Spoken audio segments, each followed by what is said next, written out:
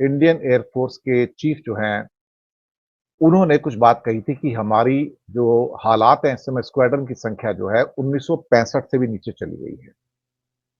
उस पर हो सकता है कि उन्हें काफ़ी डाँट भी पड़ी हो। कल भी मैंने एक ऐसी खबर देखी एक टेलीविज़न न्यूज़ पे कि भारत की शक्ति, मिलिट्री शक्ति अभेद्य है, अजेय है। पाकिस्तान और चाइना चाइना दोनों थर-थर काँपते हैं। इस किस्म के जो टैगलाइन्स होती हैं, वो हमेशा एक फ़ॉल्स इंप्रेशन पेश करती हैं और आपको स्थितियाँ नहीं बताती हैं कि ज़मीन पर क्या चल रहा है। ज़मीन पर हमारे हालात किस कदर बुरे हैं और कंडीशंस इतनी बुरी हैं कि मैं आपको बता नहीं सकता। हमारी डिफेंस फोर्सेस ट्रिपल क्यों हो गई है? आप वो सारी अनाउंसमेंट मत मत के जाइए कि भारत ने 80,000 करोड़ के ड्रोन और 2 न्यूक्लियर सबमरीन खरीद लिए हैं। भैया खरीदी-वरीदी कुछ नहीं है, दोनों न्यूक्लियर सबमरीन्स आपकी आएँगी आज से 20 साल के बाद, जो बनेंगी 25 साल के बाद आएँगी। आज से पहले नहीं आने वाली हैं। दुनिया समझ रही है कि वो आज ही आ गई है और चीन थर-थर काँप रहा है। भैया चीन के पास ऑलरेडी 11-12 न्यूक्लियर सबमरीन्स हैं, तो हम मुकाबला किससे कर रहे हैं? वो कहते हैं पाकिस्तान के पास कुछ नहीं है, लेकिन पाकिस्तान को ही मिलने जा रही है, चाइना देने जा रहा है। तो सिर्फ एयरफोर्स ही नहीं, नेवी और आर्मी को भी क्रिपल कर दिया गया है और अग्निवीर के साथ जो फौज थी, वो भी खत्म कर दी गई है। तो शॉर्टेज ऑफ 2 लाख की हमारी ऑलरेडी आर्मी के अंदर इस टाइम फौजियों की है। अब भारत के 2 अगर दुश्मन हैं, तो उसमें चीन और पाकिस्तान है और खास तौर से एयरफोर्स चीफ का ये कहना है कि अगर जंग होती है, तो फिर जो हमारे पास है, हम उससे ही लड़ेंगे। ये एक ऐसी मजबूरी को व्यक्त कर रही है, जहाँ पर एक व्यथा है, दुःख है, पेन है कि हमारे पास कुछ है ही नहीं लड़ने वाला। लेकिन जिस मशीन के पीछे इंसान बैठता है पायलट होने के तौर पर, वो मशीन भी तो आला दर्जे की होनी चाहिए। कबाड़ मशीनों को लेकर आप दुश्मन से फाइट नहीं कर सकते हैं। आपको याद होगा सर्जिकल स्ट्राइक के दौरान में जहाँ कहा गया था कि भारत के सभी एयरक्राफ्ट वापिस आ गए जो मिराज 2000 आक्रमण करने गए थे। लेकिन उसी सर्जिकल स्ट्राइक के अंदर हमारा एक मिग-21 भी तो क्रैश हुआ था, पाकिस्तान ने मार गिराया था और हमारे जो उस समय जो उसमें पायलट थे अभिनंदन जी, वो पाकिस्तान के अंदर लैंड किए थे और कि फिर कैसे उनको इमरान की सरकार ने वापस किया था ये भी एक स्टोरी है।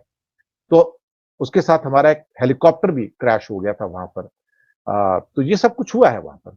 लेकिन हमारी स्टोरी कुछ और कहती है कि जो इंडियन एयर फोर्स के चीफ ने कहा कि हमारे स्क्वाड्रन जो 42 होने चाहिए थे, वो इस समय 31 अवेलेबल है, 31 अवेलेबल है। चलिए ठीक है। लेकिन इन एक्चुअलिटी कितने हैं?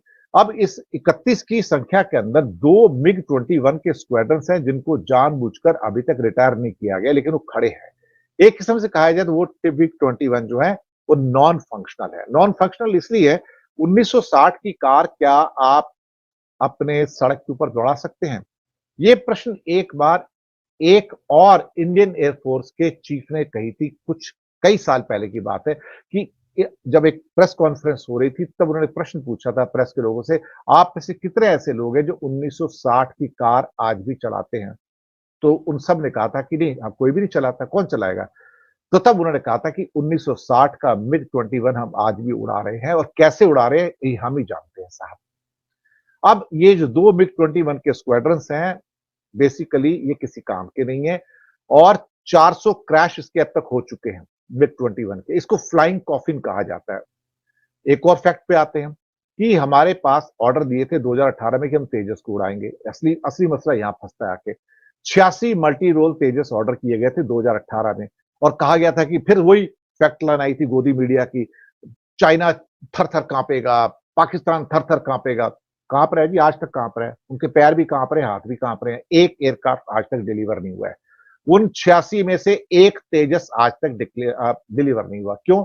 उनके पास इंजन नहीं है। इंजन कौन देगा? जनरल इलेक्ट्रिक देगा। जनरल इलेक्ट्रिक इंजन नहीं देता। क्यों? कहता है मेरे पास टाइटेनियम नहीं है। टाइटेनियम क्यों नहीं है? क्योंकि रूस पे सैंक्शन है।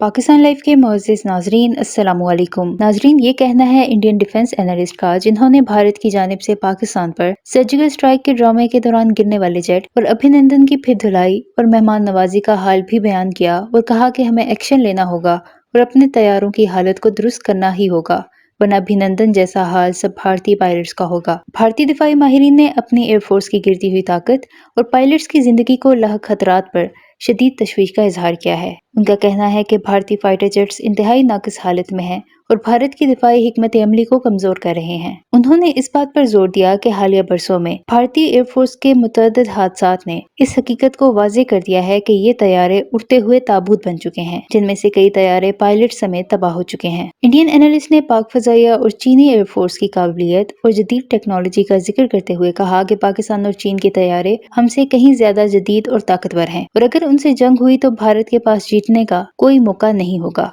उन्होंने बालाकोट के नाकाम हमले और अभिनंदन के पाकिस्तानी फौज के हाथों गिरफ्तार होने का हवाला देते हुए कहा कि अगर भारत ने अपनी एयरफोर्स की हालत बेहतर न की तो मजीद भारतीय पायलट्स को इसी तरह की सूरत हाल का सामना करना पड़ सकता है। उन्होंने इस बात पर जोर दिया कि भारत को फौरी तौर पर अपने फिजाई बेड़े की हालतजार को बेहतर बनाने के लिए इक़दाम उठाने होंगे, वरना मुस्तकबिल में मजीद बड़े नुकसान का सामना करना पड़ सकता है। इस हवाले से उनका मजीद क्या कहना है, इस वीडियो में देखें। वीडियो में आगे बढ़ने से पहले मेरे चैनल पाकिस्तान लाइव को सब्सक्राइब जरूर करें ताकि आने वाली वीडियो अपडेट से आगाह रहें। के पास में पाकिस्तान के पास सिस्टम J-17 और J-20 है, जो कि 4.5 और 5th जनरेशन के एयरक्राफ्ट है, जो उनको चाइना से मिले हैं और अब उनको स्टेल्थ बॉम्बर मिलने जा रहा है चाइना से भी और टर्की से भी।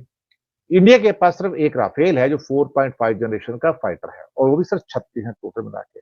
चाइना की स्ट्रेंथ इंडिया से कम से कम तो 5 से 6 गुना फाइटर एयरक्राफ्ट की है, जो कि रियल टाइम है। अगर इंडिया के पास सपोज करो कि 500 फाइटर हैं, 400 फाइटर पेपर के ऊपर 400 हैं, बाकी उड़ने वाले तो उतने भी नहीं है, तो उनके पास कम से कम 2000 फाइटर हैं चाइना के पास। तो आप कैसे मुकाबला करोगे?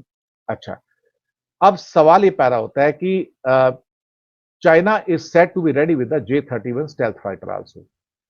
अब इन एक्चुअल सेंस जो है, आपके जो वॉर के जो घोड़े हैं, जो लड़ेंगे, वो सिर्फ राफेल है और मिराज है, बस दैट्स ऑल। आपकी यहाँ कहानी खत्म हो जाती है।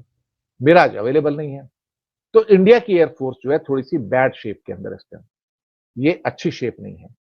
अगर आप 24-25 साल के अंदर सिर्फ 36 एयरक्राफ्ट राफेल के इंडक्ट कर पाए और पूछिए मोदी जी से जो 126 राफेल का ऑर्डर था मनमोहन सिंह का, भैया कैंसिल क्यों किया आपने?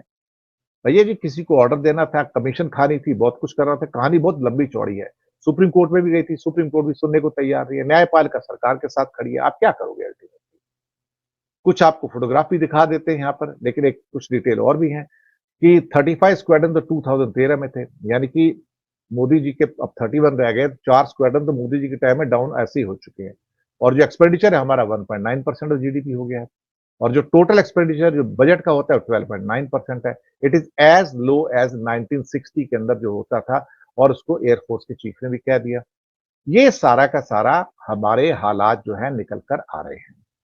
तो यहाँ पे मैंने जीडीपी के अंदर फिगर भी दे दिया कि मोदी जी ने कितना पैसा खर्च किया 2015 से लेकर 2024 तक और हर साल घटता-घटता आप पाएँगे कि खास तौर से 2020 के बाद तो हर साल घटता चला गया 2.88 फिर 2.66 2.21 1.97 और 1.89 और उससे पहले भी 2.4 2.5 2.4 2.5 यही चलता था। तो सवा 2-2.5% के आसपास जो खर्चा होता था अब 1.89 पे आ गया पिछले 2 सालों से। तो मोदी जी तो खर्चा कम ही करते चले जा रहे हैं। जबकि उससे पहले जो हमारे मनमोहन सिंह थे, उनका जो खर्चा था वो 2.5, 2.8, 2.7, 2.6, 2.5, 2.5 इस ढंग से था। तो कम से कम 2.5% पौने 3% मनमोहन सिंह डिफेंस पे खर्चा करते थे।